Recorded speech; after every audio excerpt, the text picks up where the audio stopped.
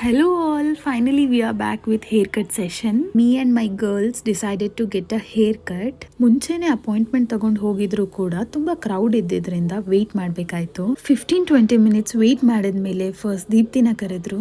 ನಮ್ಮ 3 ಜನದ biggest flex ಏನಂದ್ರೆ we naturally have long and very thick hair. ಈ ಮೇಕಪ್ ಆರ್ಟಿಸ್ಟ್ಗೆ ಎಲ್ಲಿದ್ರು ಏನ್ ಮಾಡ್ತಾ ಇದ್ರು ಮೇಕಪ್ ರಿಲೇಟೆಡ್ ವಿಡಿಯೋಸ್ ನೋಡೋದೇ ಕೆಲಸ ಅನ್ಸುತ್ತೆ. ಸ್ವಲ್ಪ ಹೊತ್ತಾದ್ಮೇಲೆ ದೀಪ್ತಿ ಅವರು ಹೇರ್ ಕಟ್ ಮುಗಿಸ್ಕೊಂಡು ಬಂದೇ ಬಿಟ್ರು ಅಂಡ್ ಪೂಜಾ ಆಲ್ರೆಡಿ ಮಾಡಿಸ್ಕೊತಾ ಇದ್ದಾರೆ. ಬಟ್ ನನ್ನ ಮಾತ್ರ ಇನ್ನೂ ಕರೆದಿಲ್ಲ. ಅಷ್ಟೊತ್ತಿಗೆ ನನ್ನ ಪೇಷನ್ಸ್ ಕಂಪ್ಲೀಟ್ಲಿ ಡ್ರೈನ್ ಆಗಿ ಇವತ್ತು ಹೇರ್ ಕಟ್ ಬೇಡ ಅನ್ಕೊಳ್ಳೋಷ್ಟೊತ್ತಿಗೆ ಫೈನಲಿ ದೇ ಕಾಲ್ಡ್ ಮೀ.